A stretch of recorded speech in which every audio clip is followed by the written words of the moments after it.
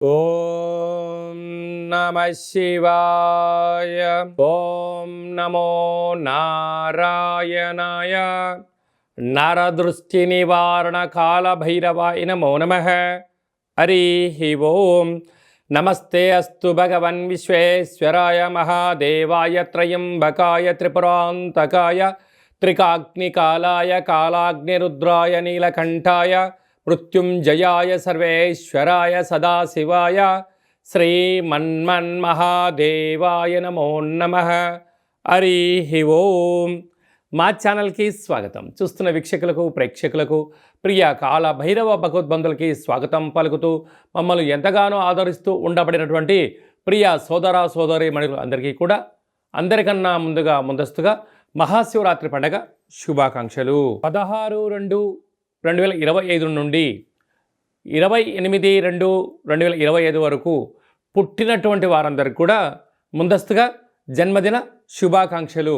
గతంలో వివాహం చేసుకున్న వారికి వివాహ వార్షికోత్సవ శుభాకాంక్షలు. ద్వాదశ రాశుల్లో గ్రహ గమనాలు ఒకసారి వీక్షింపచేద్దాం.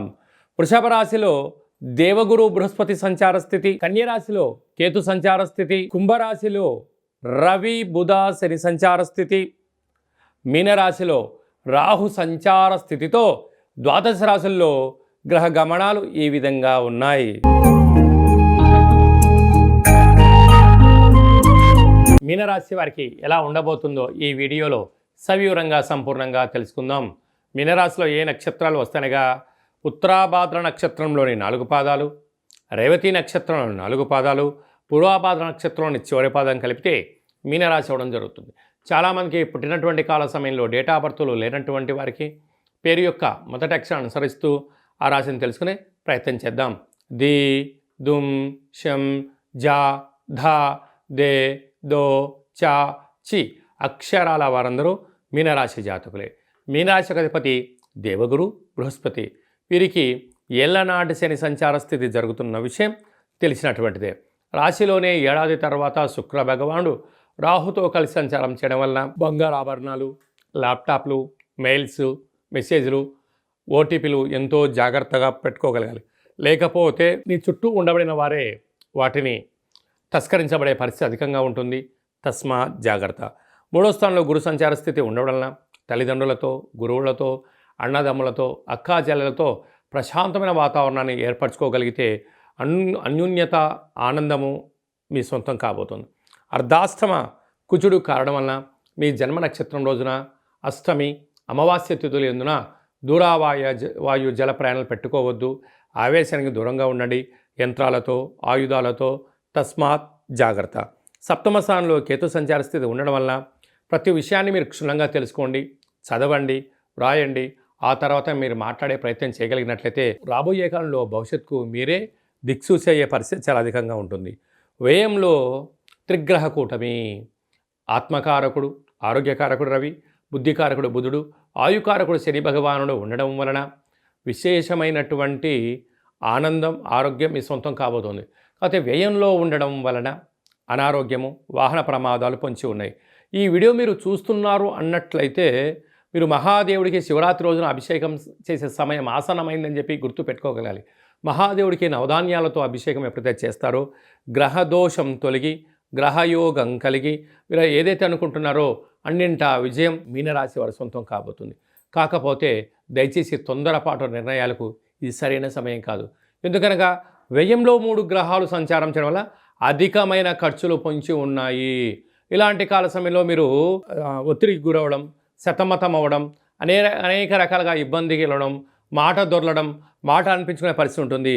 ఇలాంటి కాల సమయంలోనే మౌనం, ధ్యానం, ఏకాగ్రత, పట్టుదల, దీక్ష, ఆపై భగవంతుడు ఆశీస్సుల వలన మీనరాశి వారు విజయం స్వాగతం పలకబోతారు. ఎందుకనగా ఈ శివరాత్రి వెళ్ళిపోయిన తర్వాత రాశిలోకే శని భగవాన్ రాబోతున్నాడు. ఇంకొంచెం రాబోయే కాలం కూడా ఇబ్బందికరంగా ఉంటుంది. అన్నిటికన్నా ఆరోగ్యాన్ని చూసుకోగలగాలి, మానసిక ప్రశాంతత, లేకపోతే దీర్ఘకాలికమైన వ్యాధులు మీనరాశి వారి చుట్టూ తిరిగే పరిస్థితి ఉంటుంది. సాఫ్ట్వేర్ రంగం వారు, హార్డ్వేర్ రంగం వారు, స్వయం వృత్తులు, సేవా రంగాలు, ఆహార ఉత్పత్తులు, ఎక్స్పోర్ట్స్ అండ్ ఇంపోర్ట్స్ బిజినెస్ చేసేటువంటి వారు, వస్త్ర వ్యాపారస్తులు, బంగారు వ్యాపారం చేసే వారందరికీ కూడా చాలా ఓపిక, పట్టుదల, సహనం అవసరమని చెప్పి గుర్తుపెట్టుకోగలగాలి. ఫిబ్రవరి మాసంలో మాఘమాసంలో ద్వితీయార్థంలో ముఖ్యమైనటువంటి పండుగల గురించి క్లుప్తంగా సవివరంగా సంపూర్ణంగా తెలుసుకుందాం. 21వ తారీఖున మాఘమాస బహుళ అష్టమి, విశేషమైనటువంటి అష్టమి శుక్రవార సందర్భంగా కాళాష్టమి సందర్భంగా కాళభైరవ స్వామికి స్మరణ, ధ్యానము, పుష్పాండ దీపము యోగదాయకం అని చెప్పి కూడా గమనించాలి. అలాగనే 26వ తారీఖున త్రయోదశి మాస శివరాత్రి, జన్మకో శివరాత్రి అని చెప్తూ ఉంటారు.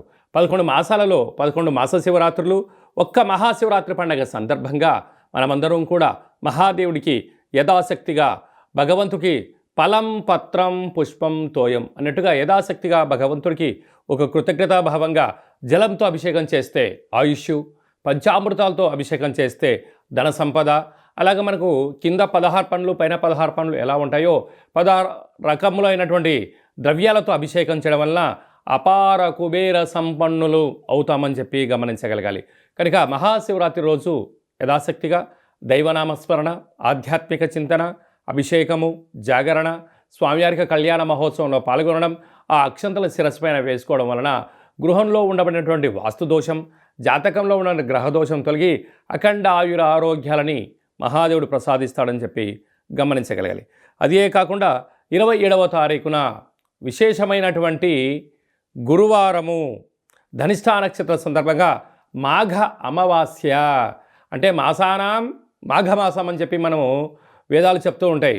ఆమాకావై అంటుంటారు. ఆషాఢ మాసం, కార్తీక మాసం, మాఘము, అలాగా ఈ 4 మాసాలు అద్భుతమైనటువంటి మాసాలు కనుక ఈ మాఘ అమావాస్య రోజున దేవుడికి స్మరించడం, అలాగనే సముద్ర స్నానం, దీపం దానం చేయడము, ఇంట్లో కూష్మాండ దీపాన్ని ఏర్పాటు చేసుకోవడం, నారికేల దీపాన్ని ఏర్పాటు చేసుకోవడం, అంటే అమావాస్య తిథి ఎందున గగనంలో చంద్రభగవానుడు శూన్యమవ్వడం వలన ఇంట్లో మనం అష్టముఖ స్వరూపమైనటువంటి కూష్మాండ దీపం పెట్టడం వలన గృహంలో ఉండబడిన అష్ట కష్టాలన్నీ తొలగిపోయి అష్ట ఐశ్వర్యం స్వాగతం పలుకుతామని చెప్పి గమనించాలి. ఇలాగ కుదరలేనటువంటి వారు అందరూ ఈ కింది నెంబర్ సంప్రదించినట్లయితే, మీ గోత్రనామాలు పంపించినట్లయితే మాఘాష్టమి అమావాస్య తిథి ఎందున కాళభైరవ స్వామి యొక్క దేవాలయంలో మీ పేరుపైన గోత్రనామాలతో అర్చన చేయడం, అభిషేకం చేయడం, కుష్మాండ దీపాన్ని ఏర్పాటు చేయడం, కాళభైరవ సౌభాగ్యం ముడుపును ఏర్పాటు చేస్తూ స్వామివారి యొక్క ఆశీస్సుల కోసం వీడియో కాల్ ద్వారా చూపించి ప్రసాదాన్ని ఇంటికి పంపించడం జరుగుతుందని చెప్పి గమనించాలి. అలాగే మహాశివరాత్రి సందర్భంగా మన యొక్క దేవాలయంలో మహాదేవుడికి రుద్రాక్ష స్వరూపమైనటువంటి ఆ రుద్రాక్షలతో భగవంతుడికి తులాభారాన్ని ఏర్పాటు చేయడం, అలాగనే అక్షర తులాభార మహోత్సవ కార్యక్రమాన్ని కూడా ఏర్పాటు చేయడం జరిగింది. అంటే భగవంతుడికి ఫలం పత్రం పుష్పం తోయం ఎలా చెప్పుకుంటామో యథాశక్తిగా ఒక 27 సార్లు ఓం నమ శివాయ అనేటువంటి నామాన్ని రాసిన పత్రాలతో మహాదేవుడికి అక్షర తులాభార మహోత్సవ కార్యక్రమాన్ని ఏర్పాటు చేయడం జరిగింది. అలాగనే సహస్ర శివలింగాలకు అభిషేకము, అలాగనే భక్తులకు ఐశ్వర్యం కోసం ఆనందం కోసం రుద్రాక్షలతో తులాభారం, అలాగనే తిరుమల వెంకటేశ్వర స్వామి యొక్క క్షేత్రంలో రూపాయి బిళ్ళలతో తులాభారం చేసి యోగాన్ని ఎలా కలిగిస్తారో మన శివభక్తులకందరికీ కూడా రూపాయి నాణ్యాలతో తులాభారం చేయించి భగవంతుడి యొక్క ఆశీస్సుల కోసం ఏర్పాటు చేయడం జరిగింది. కనుక మనమందరం కూడా ఆ అక్షర తులాభారంలో పాల్గొందాం. మనకు మనం వ్యక్తిగతమైనటువంటి తులాభారంలో, అక్షర తులాభారంలో, అలాగనే రుద్రాక్షల తులాభారంలో, కనకపు తులాభారం కార్యక్రమాన్ని ఆచరించుకుందాం. రాలేనటువంటి భక్తులందరూ కూడా వీడియో కాల్లో మీరు అందుబాటులో ఉండగలిగినట్లయితే, ఈ గోత్రనామాలు వాట్సాప్లో పంపించగలిగినట్లయితే మీకు వీడియో కాల్లో చేయించి ఆ కనకపు తులాభారాన్ని, అక్షరపు తులాభారాన్ని, రుద్రాక్షల తులాభార మహోత్సవ కార్యక్రమాన్ని ప్రత్యక్షంగా వీక్షించవచ్చు అని చెప్పి కూడా గమనించాలి. కనుక మహాదేవుడి యొక్క ఆశీస్సుల కోసం అందరము మనస్ఫూర్తిగా ఓం నమ శివాయ నామాన్ని స్మరణ చేద్దాం, ఆవాసం ఉందాం, ఆరోగ్యాన్ని కాపాడుకుందాం, గ్రహదోషాలు తొలగించుకుందామని చెప్పి విన్నపం. కనుక ఆసక్తి గలవారు మీ గోత్రనామాలు ఈ కింది వాట్సాప్ నెంబర్ పంపించగలిగినట్లయితే అభిషేకము, హోమము, కాళభైరవ హోమ కార్యక్రమం చేయించి తులాభార కార్యక్రమం చేయించి కూడా ప్రసాదాన్ని కొరియర్ ద్వారా తమరికి అందజేయడం జరుగుతుందని చెప్పి గమనించాలి. ఇంకనూ మనం మాఘమాసంలో విజయం సాధించగలగాలి అన్నట్లయితే ఈ యొక్క పాత్ర కంచు పాత్ర అంటారు. అంటే ఈ యొక్క పాత్రలో 12 రాసులు అచ్చు వేయడం జరుగుతుంటుంది. ఈ పాత్రను మనం ఇంట్లో ఉంచుకొని ప్రతిరోజు ఉదయము సాయంత్రం పూట పూజ చేసుకున్న తదనంతరము ఇలా ఒక్కసారి శబ్దం చేస్తే ఓంకార శబ్దం రావడం జరుగుతూ ఉంటుంది.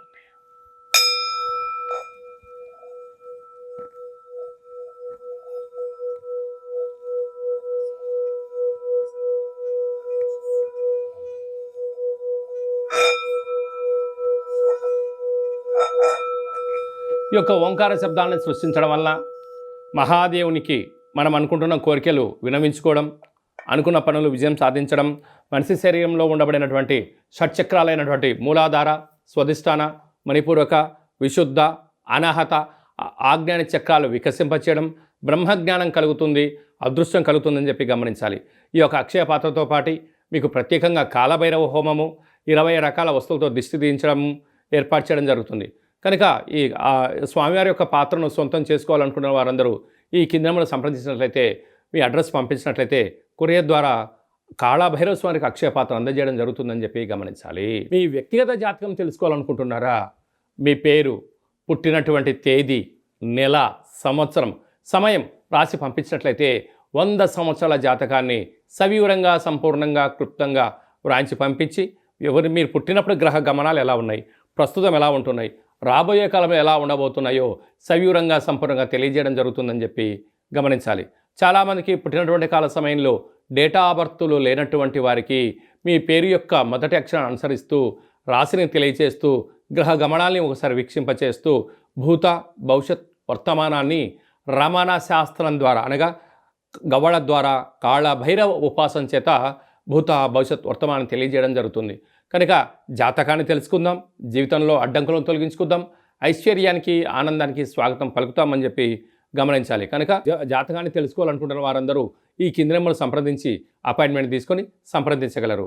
అందరికీ శుభం, జయం, లాభం జరగాలని కోరుకుంటూ ఆశీర్వచనం. శతమానం భవతి శతాయు పురుష సతేంద్రియ ఆయుష్యేవేంద్రియే ప్రతిష్టతి ధనం ధాన్యం బహుపుత్రలాభం శత సంవత్సరం దీర్ఘమాయు.